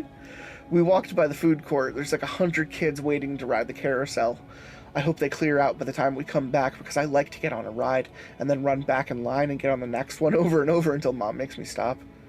The longest I pulled it off was like a half hour only. I had $5, but the girl who worked the carousel told me that I was such a good customer that I got my next ride for free as long as it was my last. Oh shoot. I didn't loot my piggy bank before we left. I forgot my money. I tell Mom. Don't worry, honey. I've got cash if you want to ride the merry-go-round later. She is being highly suspicious with her generosity. Normally, if I forget to bring money, I'm SOL, as Mom says. That stands for something bad, but I don't say the S word, so it doesn't count. I'm not allowed to say SOL, though, at least to other people. There's a lady with 4 kids hanging onto her dress, and she's carrying a tray of food. She's going to trip over one of the kids and spill all this stuff on her tray that she just paid for, like any second now. Oh God, maybe I should help her, but what if I run over and startle her and she trips and she spills the stuff anyway, and that's my fault instead of her kid's fault? I don't want to get in trouble. No one's going to get seriously hurt. It's just going to be loud, and there's going to be yelling and crying, and sometimes I wish I couldn't see these things before they happen. Let's hurry. I grab Mom's sleeve and try to pull her past the food court to get away before it goes down. What on earth is your hurry? She asks. Well, then the lady trips behind us, and Mom turns to see the commotion as the tray bangs on the floor, and the soda spills on her kid's head, and he starts crying, and she shrieks in panic, and everyone's stopping and looking except me because I already saw it happen. And I think my mom pieces it together a bit, that my rush had something to do with the lady spilling on the floor. And then she comes to the wrong conclusion. Lily, did you make that happen? She looks at me, and she's got a kind of mix of fear and concern in her eyes. Not anger, thank goodness. No, what do you mean? She goes back to convincing herself that things are normal. Never mind. I just thought, nothing. The sound of the lady yelling and her kids crying seems to fade away, but it's not like we're walking away kind of thing. It's more like someone twisted the knob on the radio and turned down the sound kind of deal. I look back over my shoulder and I see her grabbing a handful of napkins and trying to wipe her son off, and there's the son with his mouth open bawling, but the entire scene looks like I'm watching it through a TV and someone pressed the mute button. It's not just me either. Other people are looking around kind of confused, and I see a guy on his cell phone and his lips are moving, but then he holds to the phone to look at it, and he looks at it like it burned him, and he adjusts his necktie and seems to cough, but there's no sound, so he starts talking really loudly, and maybe it sounds like a muffled shout. Where did the sound go? I look up at my mom, who doesn't seem to notice, and I call her name, Mom, but nothing comes out. My voice is gone. Mom, can you hear me? She turns to look at me, and I think for a moment she can hear me, but she flashes me a smile and then looks away. Maybe I'm going deaf? Why can't I hear anything? After we pass a kiosk selling phone cases, the sound comes back. It feels like being trapped in a soundproof box and then kicking the lid off and finding yourself at a dinner party. Mom stops, still holding my hand, and looks at me. That was weird. Did it just get louder? She says. I nod. I couldn't talk. She ignores what I just said. How strange. She's going to come up with some explanation for what just happened, I know it.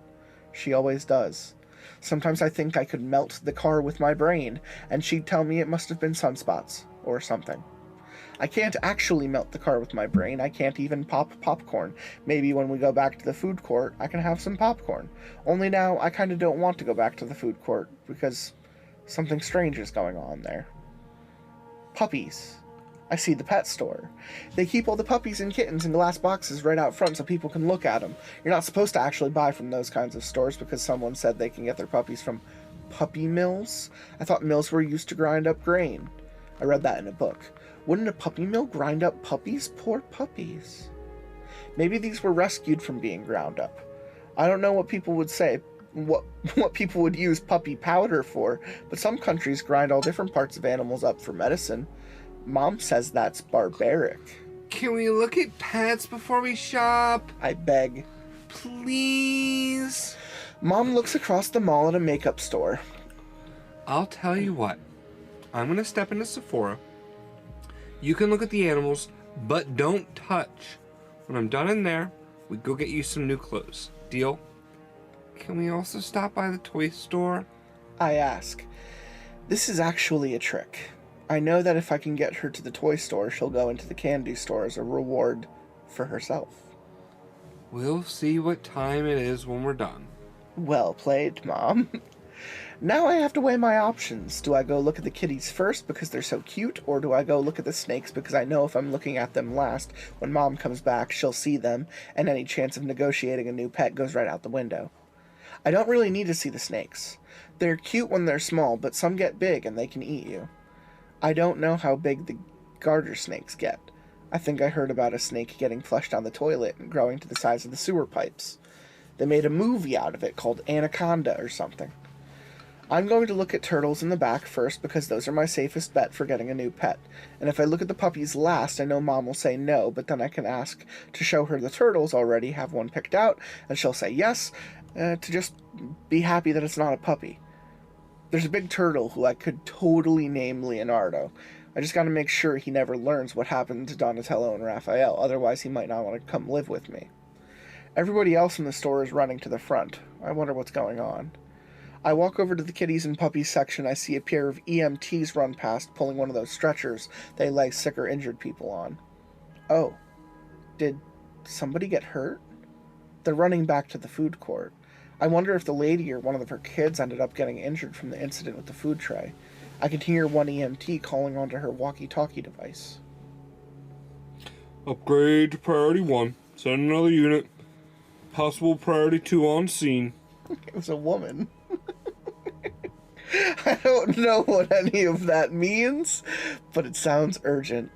Everybody clearing out of their way as they run down the hall. Her radio squawks in a response that I can't hear, and then they're both out of sight. The rest of the people in the pet store start talking to each other all at once about if anyone knows what's going on. I see Mom across the way in the entrance to Sephora, and she looks back at me, then back down the way the EMTs ran, then back at me, waves, and goes back inside. Something bad is coming. I feel it. It's not a knowing like I usually do, it's a feeling. I don't know what it is, but there's something strong and angry, and it's coming.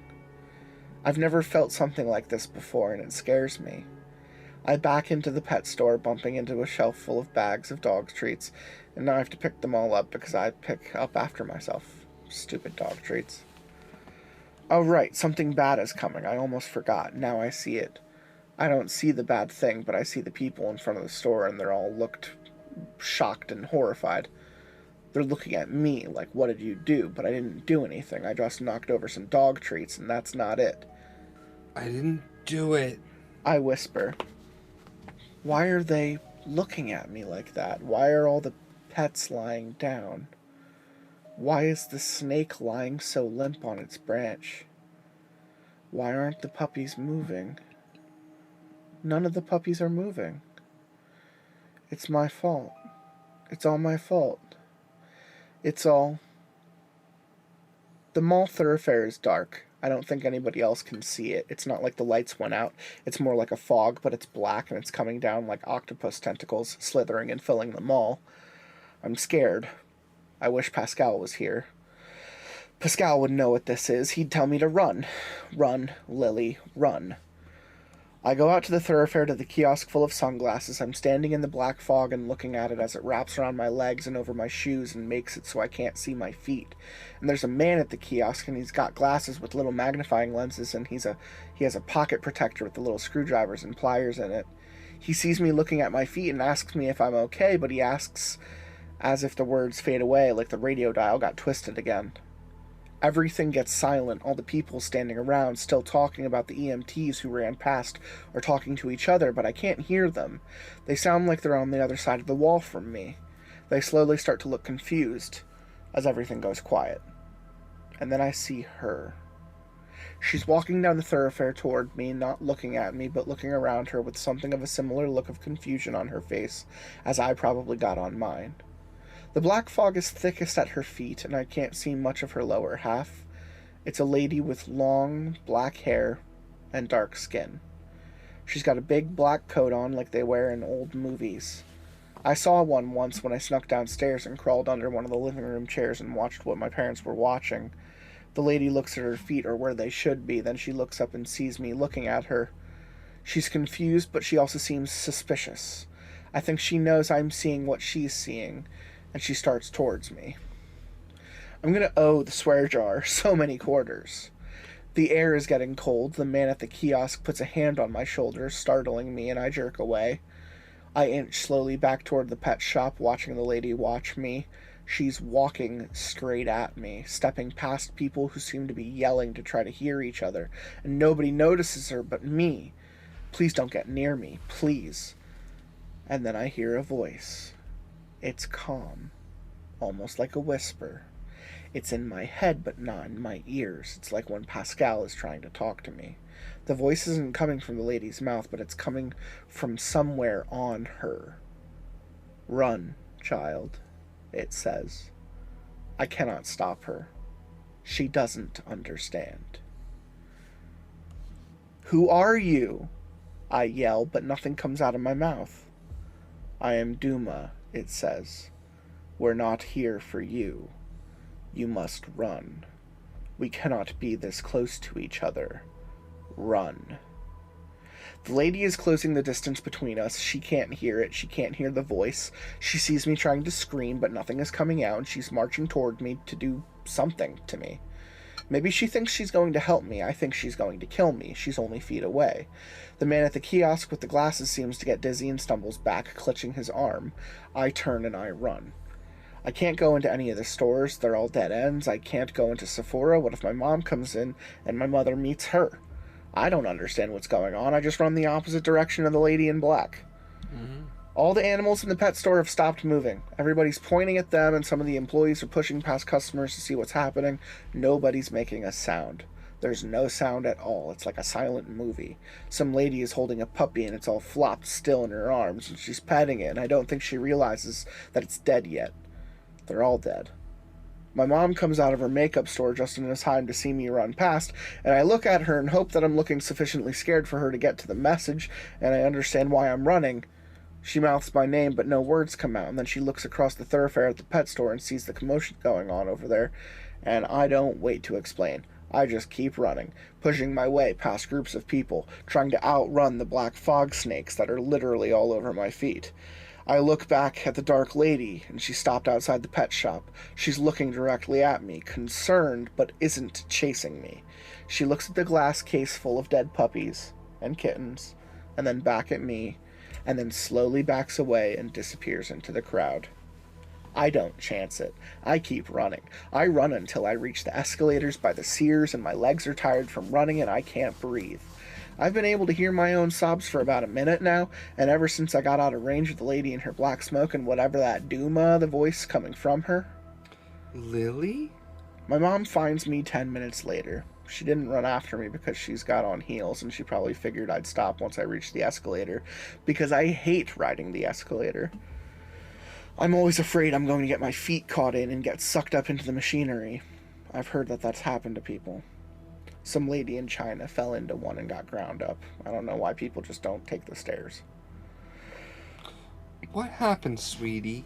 She asks gently. She doesn't usually sound so genuinely concerned. I don't know what to tell her, so I just try telling her the truth. There was this lady. She was dressed in black, and there was this black fog all around her. And she was coming after me because I could see her. But when she got close, all the puppies and kitties died, so I ran. She hugs me, but she doesn't say anything. I can feel her start to cry, and she squeezes me, and I don't know if she believes me or not. I didn't kill the animals, I swear. It wasn't me, I didn't do it. I cry too, and I hug her back, and I think deep down I don't believe myself. If I hadn't been there, it wouldn't have happened. Duma said it. We can't be this close to each other. Poor Leonardo didn't even get a chance to be named. Mom walks me back outside to go to the car, and there's a bunch of ambulances parked near the front entrance. Some people are standing around watching and gossiping. We hear a pair of ladies talking about an old man who had a heart attack while watching his granddaughter ride the carousel. There were others too, but I don't hear the details, just that several people had medical emergencies. The ambulances rush past with sirens and lights on as we're trying to get out to the highway, and I think I shouldn't have come here today. We'll just order you new clothes online. How does that sound? Mom asks me as we watch the ambulances race through a red light. I didn't do this. Is all I say. I know you didn't, Lily. She tells me. When we get home, Pascal is not on the dining room table. I go up to the room to see if Dad moved him to my bed, but he's not there either. Dad is outside pulling up some weeds and dandelions from Mom's garden. I go outside and wait for him to take a break. He doesn't like it if you try to talk to him when he's on a focused task. Did you move Pascal? I ask him. He doesn't look angry, but he looks tired, like he hasn't slept in weeks. I don't think I've gotten to look my dad in the face in a long time. Not since Roger's funeral, at least. I remember he gave a eulogy, and the whole time he looked at me as he read it. Your doll is put away for the time being, He says. I was hoping maybe we could spend some time together instead. Do you want to help me garden? I need to talk to Pascal. I really need to. I need to know who Duma is. I'm so scared, but I can't let my parents know. You can talk to me, honey. I can't. I shake my head. He's not going to give me back Pascal. I know it. I already see him getting angry at me and yelling at me if I keep telling him I need Pascal, so instead, I run inside and up to my room and I lie on my bed and I cry. Where are you, Pascal? Where am I? You said you'd always be here. Kinda sad, but Yeah. I think some was demons showed up to the mall. Yeah, a little bit of teenage angst, a little bit of was demons, a little bit of I don't know if you put the clues together from your CryoChamber, but I believe she's in 5th grade, which puts her at about 11, Yeah, 10 I or was gonna say 11 like years old. hitting that 13 here shortly. Yeah. Yeah. And you know, in high school you're 14 to 18, so she's right below that cusp, maybe 10, 11, 12, somewhere in there. I know. 7th grade is probably when I started getting like the most angsty. But it was there in 5th grade. I didn't enjoy 5th grade very much. I would say 6th through 8th is where I literally changed, like, everything about myself. Like, you know, they say, the collective says that throughout your life you're multiple different people. You just decide one day that you're not going to be the same person you were the day before, and you just kind of grow past that. Yeah. In, like, 6th grade, I got my braces off, and I started putting on contacts. And I was like... Yeah. I'm done being this, like, socially awkward nerd. Sure. And then I grew up through 8th grade. Mm-hmm. I've actually been thinking about doing that recently and shaving off the beard. Just doing, like, a... Clean boy. Yeah. I can never get rid of my beard. Not unless I lose 75 pounds. Yeah. That's kind of... Not to get too deep, but that's sort of what I want to do, is I want to, like, force and convince myself to lose some weight. By manipulating your beard? Mm-hmm. It hides the man in me. It does. The last time I shaved my face, I looked in the mirror and went, holy fuck, I got fat. Oh, shit. But we are getting real with it. Yeah. I think even with this story, I think, like, we're getting, even at the end of part 1, we're kind of like, there's an existentialism that Lily is tapped into, where she's like, why does death follow me? She's like, it's not enough everybody looks at me and maybe they're right. Like, everybody looks at me funny and maybe there's a reason. There's a sadness there. Oh, yeah. There's a sadness there associated with, man, I really wish... No, that was the title of the chapter, right? Mm-hmm. I really wish people would stop dying around me. Yeah. It's like... How unfortunate. I've been very lucky in life to see death in very small amounts. Yeah. Like, I've seen 2 people, like, die, like, right in front of me, but 2 in my, like, entire life, not bad. Yeah. And then, like, when it comes to personal funerals, I've seen maybe, like, 4 bodies. I've gone to more funerals than that, but I've seen less people die than that. I think I've only seen 1 person die, and realistically, I wasn't in the room when it happened either. I, like, left for a 15-minute, like, walk, and they passed in that time, and, like, I had been there for 3 days. Oh, okay, so you didn't see the actual, like, I don't know what it was, but for some reason, I was like, I just need to go for a walk. I had been there a long time. Time and place does that. Yeah. Sometimes you just feel the energy and you get out of there. I was working at a movie theater throughout high school, and I had just cleaned a theater for something. I couldn't tell you. I wish I knew what the guy had seen. Mm-hmm. But I was clearing the trash bags, and there's a crowd of people behind me, people gasping, asking for help. This dude fucking crumples. I see this dude go down, clutching his chest, and a second later he just slackens. Jeez. And something just leaves him. I didn't know that, yeah. Under the low light of fucking, like, movie theater hallway, he falls right next to a concession stand, and, like, his wife was there holding him, fucking crying, you know, up to the moment the ambulance takes the body, but holy shit. That happened in front of, like, me and 3 other people. Damn. Yeah, we had to talk to our manager. They had to be like, "Are you okay?" Yeah. And we were like, "Yeah, you know, I guess." I'm so pissed I can't remember what fucking movie he saw. Because part of me is like, well, if you saw like a Wes Anderson flick, like, it's good to go out on. Yeah, exactly. You know? But like, if he went out on like Sing, Illuminations, Sing, I would be like, dear God. You know, he went out on War Horse. I'd be like, ah.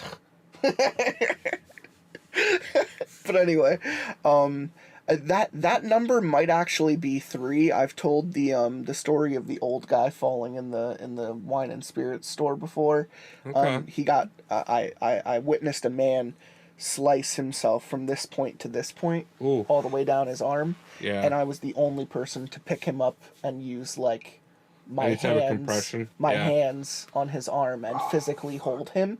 And this guy comes running out of the back room with like towels, and I'm just holding on to towels. I have blood all over my hands, and I'm just holding this guy this 60-year-old dude until the ambulance gets there. And by the time they pull the guy away, I'm sitting here wondering, is he gonna survive? Because he was Clearly he old and he didn't. was looking pale as fuck. Yeah. He gets onto that vehicle, and I ask him if he wants me to come with him, and he says no. Yeah. And I'm like, okay, I've been here with you the last 5 minutes trying to help. Yeah. But I don't necessarily want to get wrapped up in an ambulance with some guy I don't even know. But, Yeah. I walk back in to check out my stuff. and I need this. and the lady's like, do you want to wash your hands? And I look down and I see all this dried blood on my hands. And I'm like, oh, shit. Yeah. I walk back. I come back out. I'm all cleaned up. They gave me, rubbing alcohol and shit to really get in there. Yeah. And Disinfect. and as I'm checking out, the girl asks me if I'm a nurse. And I'm like no. I'm like, no. Furthest thing from it, I actually have a phobia of blood. but when you see someone fall like that, you gotta act, you or gotta else do you're what you just gotta watching do. them die. Yep. And I've always been proud of myself to act in that moment. But there were 2 other times where I didn't before that. Sure. Story number 2 is I saw a guy get literally drive into another car and just get obliterated. Shit. I was, again, going to my movie theater job, and I was coming up that back road in Caddy. Mm-hmm. There's this back road where if you go behind the Red Robin, or the Red Roof Inn, you could turn and take a back road straight shot to the movie theater and not have to go around the shopping market. As I'm shooting back, I see in the shopping market a guy going through, cutting through the parking lot, cutting through it. Yeah, just like... At a gunner's pace, and he doesn't know that there's a driving lane behind a bunch of semis. Mm-hmm. The guy who's gunning it is about to run into the back of a fucking truck that he doesn't see coming. Yeah. And I am there at a stop sign here, and the truck is here, and he is coming this lateral direction. Yeah. The truck paces, and he has maybe 10 minutes to respond. But his body disappears into the back of that fucking semi-truck. Mm-hmm. There isn't a mist. There isn't a spray. The car crumples in the back of a semi. Yeah. And there's almost, nothing left. Yeah. And I am sitting there at that stop sign, can't be late to work today, and I drive off. Shit. Because I had seen this shit, and so many other people in this lot had seen this shit. People went running over. Yeah. And I was like, I can't be late to work. No one's gonna believe this shit. And I kept driving. If I hadn't seen other people, I would have stopped, because that dude is gonna need a witness to that. But so many people were there, and this asshole was gunning it through this parking lot. Yeah. It's like he had a death wish. So other people saw it too, other people I know that were there. And I was like, I think that was something like 2 deaths I had seen within a 4-year span with someone else. And they were like, yeah, I saw that too. That was gnarly. But yeah. I don't know if that third guy died, the wine and spirits guy, but luckily that's the last time I've had to deal with that type of situation. With that type of medical situation. Yeah. My uncle has a gnarly story about how when he was driving on some icy roads up in the Poconos, he saw a guy literally go from his tires to his roof down a goddamn mountain. Wow. Tires to roof to tires to roof to tires to roof. And it was in the middle of, it was after a snowstorm, so there was ice and there were still some flurries coming down from the trees. Mm-hmm. And my uncle is the first of one person 30 miles in the middle of nowhere with trees on either sides. Yeah. He crawls over to this car, he gets over to it. The dude is inside, bleeding out, breathing in a weird way, and he's just trying to talk to him. Can't touch the car in, like, any way. He can't open the door. The dude is, like, pinned. Mm-hmm. Dude died before ambulance showed up. Yeah. Now that's a gnarly fucking situation, too. Mm-hmm. I don't know how I'd be able to react to that. I don't know how I'd be able to react to any of this Lillian Madwhip shit. Yeah. If my brother got fucking T-boned in a car and I witnessed it, I'd be fucked up. Especially if you witnessed it twice. You know? If I saw it coming, I would have done anything to grab my brother's hand and run into the middle of a field and get away from every truck I could see in my vicinity. Yeah. But if I saw all my pets dying, I'd be super bummed. Yeah, that would, That would impact me heavily, too, but maybe she's never had a pet longer than, like, a year, and now it's just another fucking yeah, it's just another tally thing mark that happens on the in bedpost. 2 years, yeah, 2 weeks.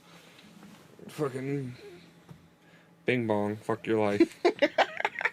And we're back at it. Bing bang. Oh, well, I was Captain Death. He was Where Am I? Where am I? This is part 1 to the Lillian Madwhip series. I do believe, with the pace we went at today, this is going to be a 4-parter. Yeah. So this is the first of 4. I hope people are enjoying it and are engaged in Lillian's trial of life and death. I'm sure we're going to see more shit, more shit going on. But, any last words? Where am I? We should definitely do the next one at an earlier hour, because Where Am I is about to be head on pillow. Head on pillow. Head on pillow. I can't. I feel like I would just draw like a JoJo's Bizarre Adventure face, like literally on a pillow. Yep. Head on pillow. Yeah. This was Lots Pasta, Lillian Madwhip, good shit. And we'll see you for part 2, fuckers. Bing bang. I wait till the day's end when the moon is high, a little rise at the tide with the lust for life out. I'm messing army, I'm a running so hard, and then we'll look across the land until we stand at the shore. I'll wait till day's end when the moon is high, and then I rise at the tide with the lust for life out. I'm messing army, I'm a running so hard, and then we'll look across the land until we stand at the shore.